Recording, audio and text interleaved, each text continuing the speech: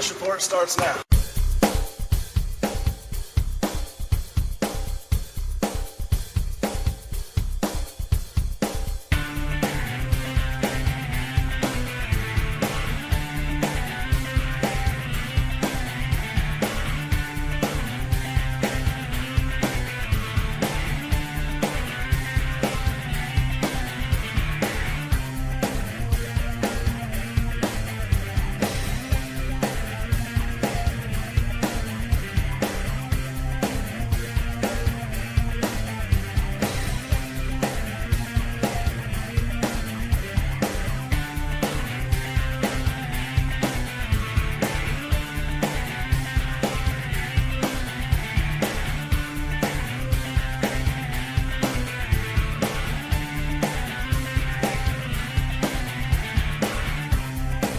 Coming to you live from Studio F in Russia, Ohio, it's the Fish Report Live Show with your hosts, Craig Fissinger and Ken Francis.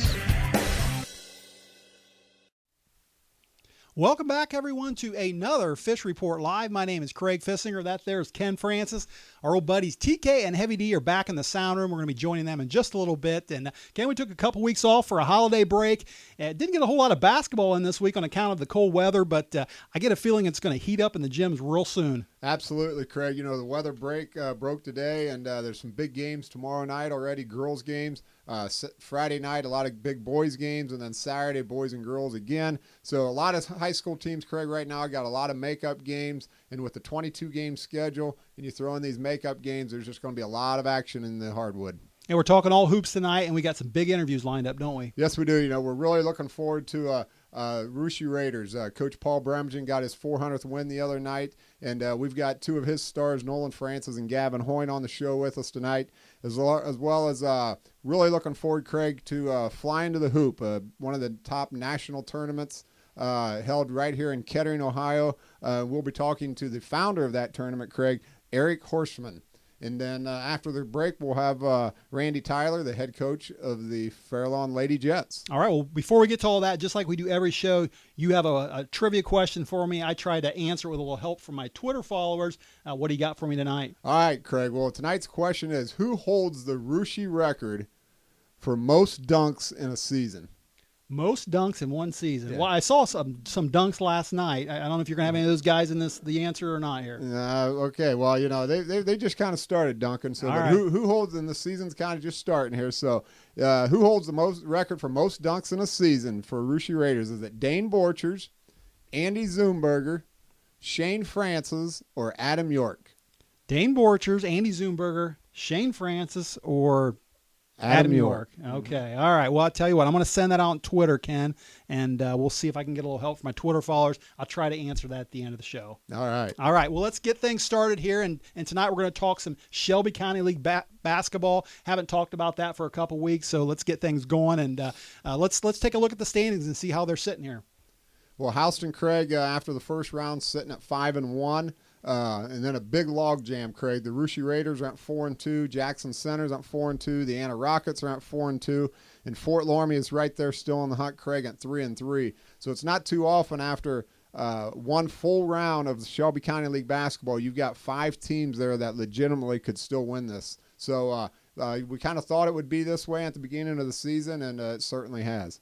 All right, yeah, there's makes for an exciting second half, that's for sure. And Ken, you know, before we went into our Christmas break here or the holiday break, I didn't think the Russia Raiders were really playing particularly well. However, we come out of the break and they've won their last 7 games in a row. Like you just said, they kind of climbed into a second place tie there. And last night we had a chance to go to the Claire C. Navone Gymnasium, talk to their head coach Paul Bremigan and 2 of his stars, Nolan Francis and Gavin Hoyne. And let's check out the video and see what they had to say.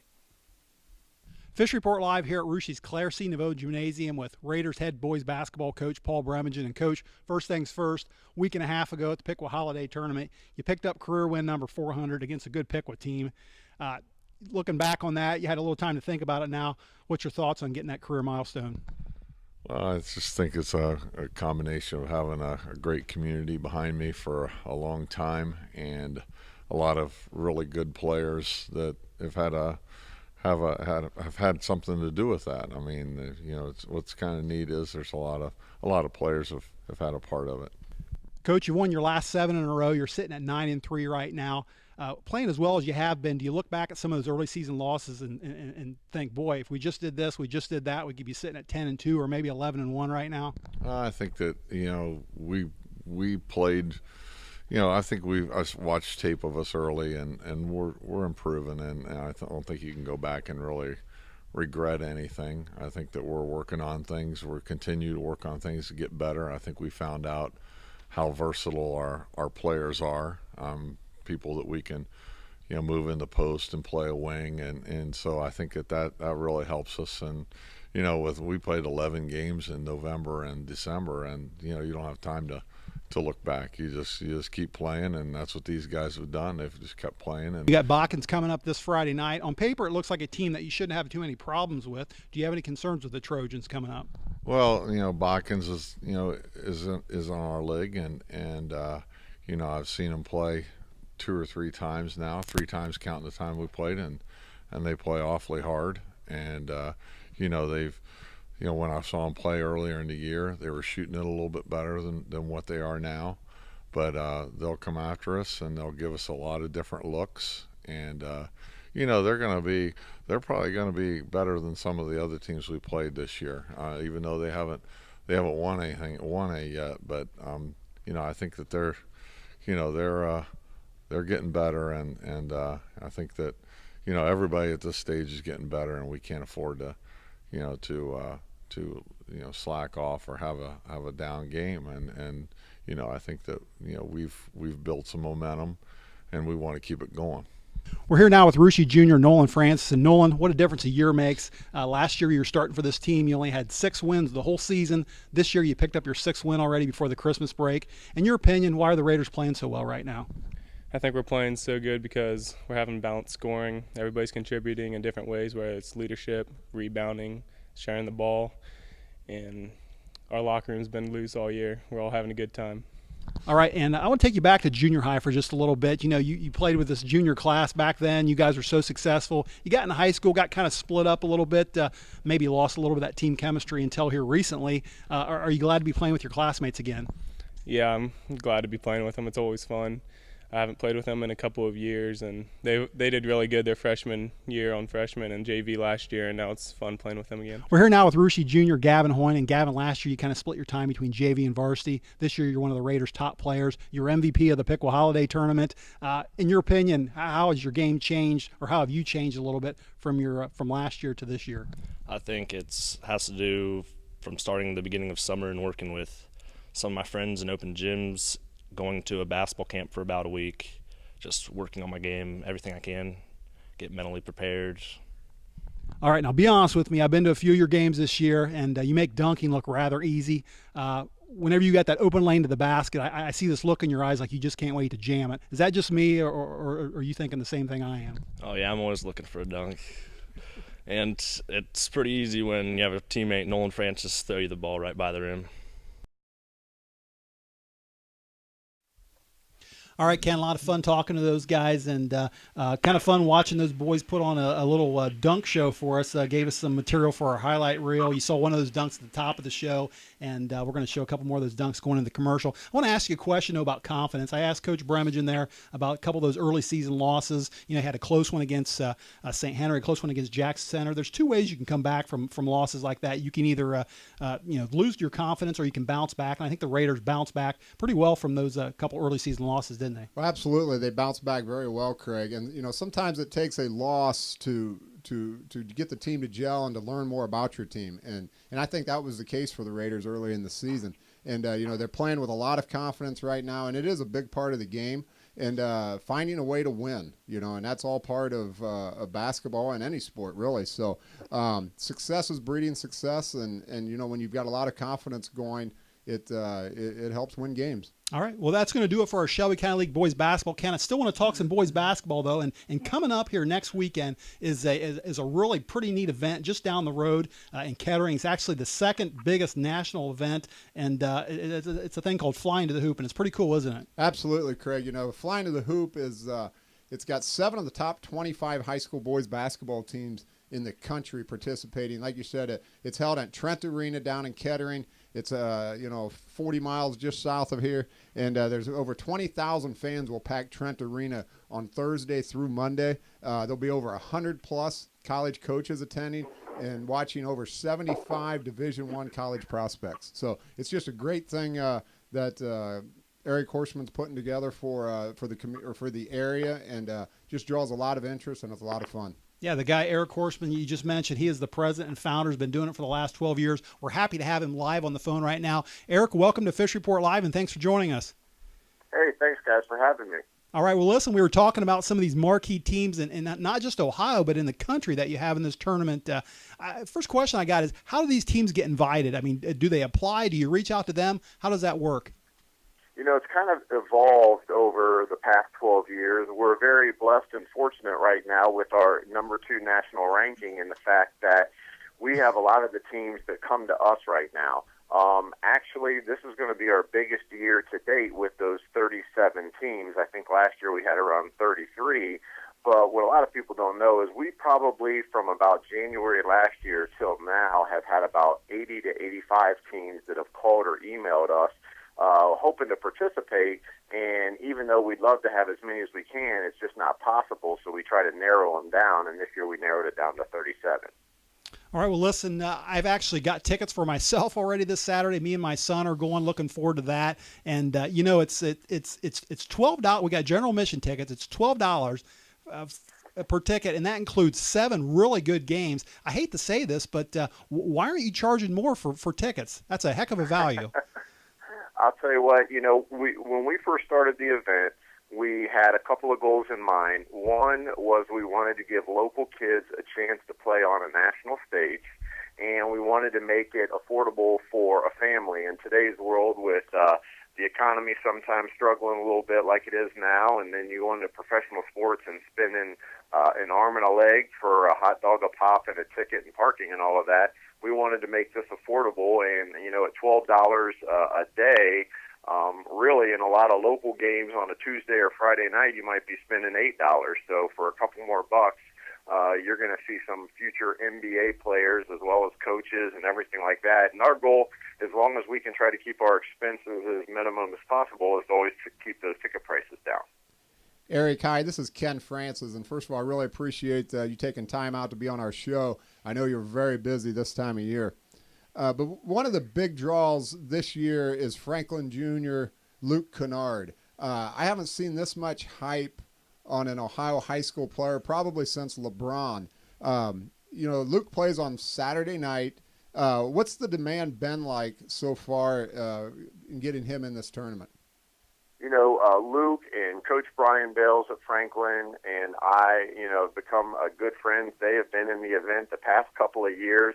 The one thing I can say about Luke, and you might have heard it out there, is for as good of a basketball player as he is, he's even a better person. Brian has done a great job coaching him. They are a great draw. Their community really comes out and supports him. He is the real deal. I was just at their game Saturday night. I had a chance to talk and chat with Roy Williams from North Carolina quite a bit. He was actually up to see Luke. He's getting offered by almost every college in the country, and he's a great kid. It's going to be a big part of our draw, but he isn't obviously going to be the only one there, and we're very fortunate this year. His ranking might have gone up. At the beginning of the year, Luke was considered a 4-star, and to kind of put it in perspective, this is going to be the biggest event we've had this year. We actually have 13 5-stars that are going to be participating. Well, that's very impressive of the players that you get to come to Kettering, Ohio for your event. Speaking of the show, college coaches from all over the country, can you tell us any ones in particular that might be coming? And also, are they there to scout, or are they there just more to show their support and their interest of the players? I think it's in all of the above, if you will. And it's one of the really neat things, like I said, for the local kids that maybe aren't being scouted by Division I colleges to be able to play in front of those guys. But every year we probably have 70 to 100 different colleges show up during the event. A lot of the head coaches, a lot of the assistant coaches. Last year, the farthest team that we had that came to scout was the University of Washington Huskies. We have everything from Division I down to junior colleges in Division III. Unfortunately, I wish it was this way, but I wish every head coach that was planning on showing up would call me and let me know that so we could plan it. But it always ends up being one of those last-minute things on who walks in the door. Case in point, last year on Friday night, I turn around and there's Tubby Smith and Tom Izzo sitting in the second row enjoying the game. So that was kind of a nice surprise. But I do have some good sources that have indicated and told me that it looks like Coach Calipari from Kentucky is going to be coming again. He's almost becoming a regular. I think this will be his third or fourth year coming up. Obviously, we always have Coach Mata from Ohio State. We've got one of his big recruits that verbal to Ohio State. He's going to be there.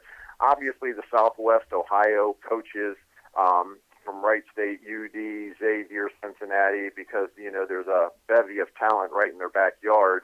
But it's really hard saying which head coaches will ever show up until they show up at the door. All right, listen, Coach, or Eric, one more question and we'll let you go. I know Flyin To The Hoop isn't the only thing you do. You're also the founder of a company called Sports Image. Can you briefly tell us what Sports Image is all about? Yeah, basically, it is a sports marketing company for high schools and grassroots organizations. You know, Sports Image is the parent company of Flyin To The Hoop, and we started this about 13 years ago. And, to put it in kind of perspective is there's a lot of marketing agencies out there that help those Division I colleges and NFL and pro teams. Well, Sports Image is just a sports marketing company at the grassroots level, helping local organizations, local high schools to get revenue and equipment that they can't get on their own. What we do is we have local, regional, and national sponsors that want to partner up with the school and help them to get new scoreboards and equipment so that they don't have to spend the taxpayer dollars or their hard-earned budgets or what have you. We get them through sponsorships and help out the schools so they get free equipment. All right, well, listen, that is great stuff, Eric, and I appreciate you taking the time to talk with us tonight. Now, tickets are still available for next weekend's Flyin To The Hoop, right? Yeah, actually, like every year, it seems to be going quicker and quicker. It is hard to believe that we're already here again. We're going 150 miles an hour. The tickets, people can get them online still.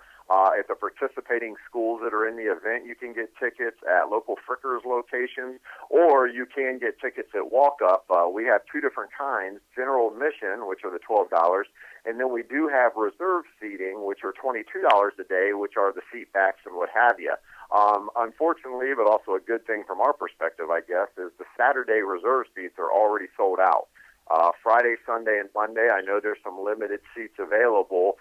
But again, we're very happy with the way everything's going so far. Now let's just hope that Mother Nature has given us her best shot, and she's going to lessen up for next weekend. All right. Well, listen, hey, thanks again. We look forward to seeing you down there next weekend, and thanks for joining us on the show, Eric.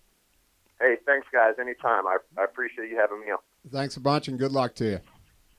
All right, that was Eric Horstman of Flyin To The Hoop. Ken, actually, I don't know if you know this, he was a 1988 grad of Troy High School, so kind of a local guy. Yeah, he is, and I tell you what, a lot of fun to talk to, very interesting. It sounds like a guy, Craig, I could sit down and talk to for a real long time. All right, well, that's going to do it for our boys basketball talk tonight. We're going to take a quick break.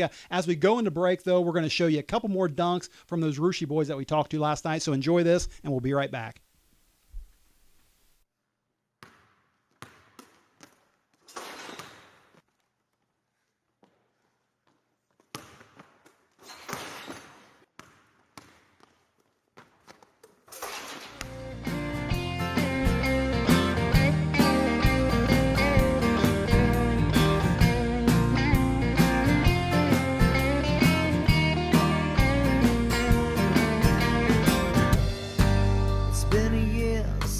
My baby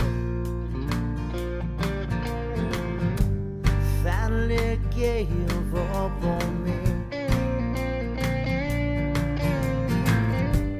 I can't say that I'll blame her. She just got tired of playing a losing game. I sure would suck on my pride.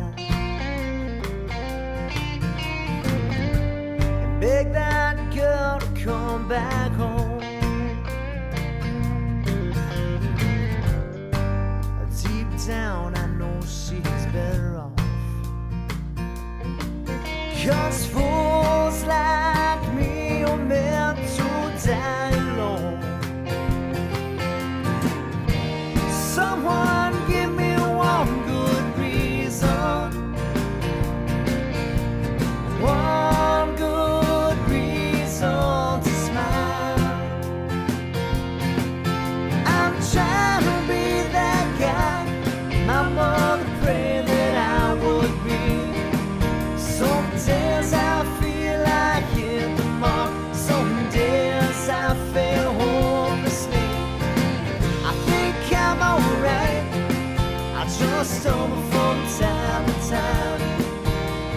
Oh, my mother knows I'm trying to be that guy.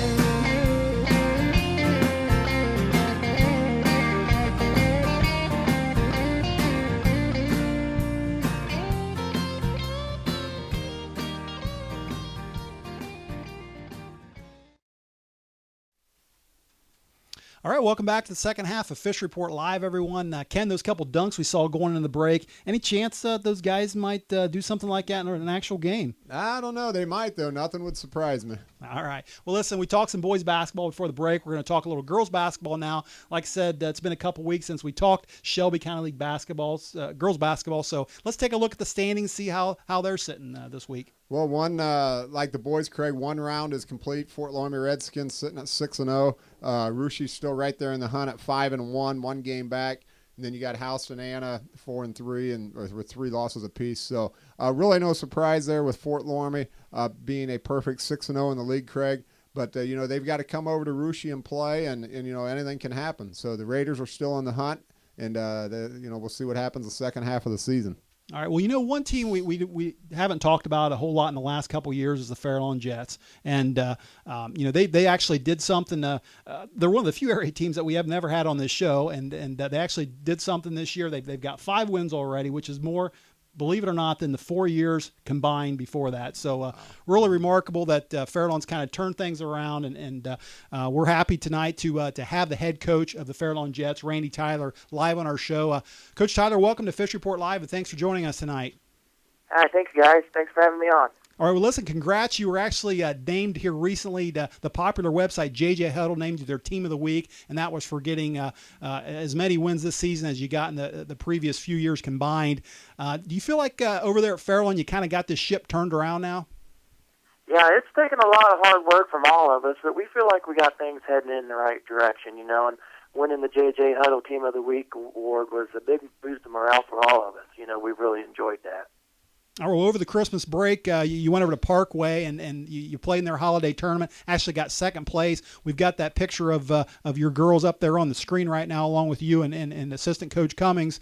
Those girls are all smiling. They all look like they have good attitudes. Tell me what kind of role does attitude have in winning and being successful in basketball? Oh, attitude is definitely the key. I keep telling the girls not to get down on themselves. If they miss a shot or have a turnover, just get back and play some defense and make it up for me at that end of the court, and we're definitely taking great pride in our defense this season. Coach, hi, this is Ken. And first of all, let's talk about one of your standouts. She's just a freshman, Audrey Francis. Tell us about her success this year and what kind of attitude she brings to your team. Well, Audrey scoring and rebounding plays a big role in our success. Her level of play is pushing everybody else to raise their level of play. And, it's that hard-working attitude that is, it's leading our team. Yeah, who else for the Lady Jets is playing very well right now? My 5 starters are doing a great job for us. Olivia Tyler, she's playing great defense and starting to look to score. The last 3 or 4 games, Kelsey Oates is starting to shoot the threes like we want her to. Cheyenne Driscoll has been crashing the boards hard. And most of all is our junior guard, Abby Rowe. She's our second leading scorer. She does a great job of getting to the rim with and without the ball. And, I'm just proud of all 12 of our girls we have on the squad this season. Coach, I want to ask you a question. Ken just mentioned Audrey Francis there. If you go back to the 07-08 season, was the last really good year that Fairlawn had. They had a 14-7 record that year, and they were led by a girl by the name of Amanda Francis, who is Audrey's older sister. She was the Shelby County League Player of the Year that year. She was averaging like 23 points a game. I think she led the whole area in scoring. Any chance that Audrey could follow in her sister's footsteps? Oh, absolutely. That's one of her goals, and I'm sure, her brother's the leading scorer on the boys' side, so she has high hopes to kind of beat both of them down off the board a little bit there in the hallway of fame. All right, well, listen, one more question, we'll let you go. Now, I know you were supposed to come over to Russia over here and play a game the other day, and it got canceled because of weather. Ken and I were unsure. Has that game been rescheduled yet? Yeah, thanks to the great Ohio weather we're having, we actually have 3 league games that we need to reschedule now. Wow. But right now, February 4th is the one we got penciled in for the Russia game. Okay, well, listen, we're going to look forward to you to coming over here. Congratulations on such a good start to the first half of the season, and thanks for joining us, Coach, tonight on Fish Report Live. All right, thank you. Thanks, Coach. Good luck to you. Thanks. All right, that was the head coach of the Fairlawn Jets, Ken, Randy Tyler. And, I mentioned there that the Fairlawn was one of the few area teams that we hadn't talked to on this show in the last 3 seasons. The only other SCL team, boys or girls, that we haven't talked to is actually the Jackson Center Tigers. And then looking forward to hopefully getting them on the show sometime soon. We actually talked about the Jackson Center Tigers back during our league preview beginning of the season when we were talking about girls basketball. I want to show you a short clip of how high you and I were both on the Jackson Center Tigers. Check this out. One team I'm kind of looking forward to seeing this year is the Jackson Center Tigers. Didn't have a great record last year, but they had a lot of youth there. I think 4 freshmen, a Metz, a Meyer, an Esser, and maybe a Fote, that they're all going to be sophomores this year. Look for them with all the experience last year to be a little bit better this year. They might surprise a few teams this year. Craig, they showed a lot of talent and athleticism on their volleyball season, and I think they're going to be very talented in basketball this year as well. You're right. They're going to be young, but they're going to be a team that nobody wants to take lightly.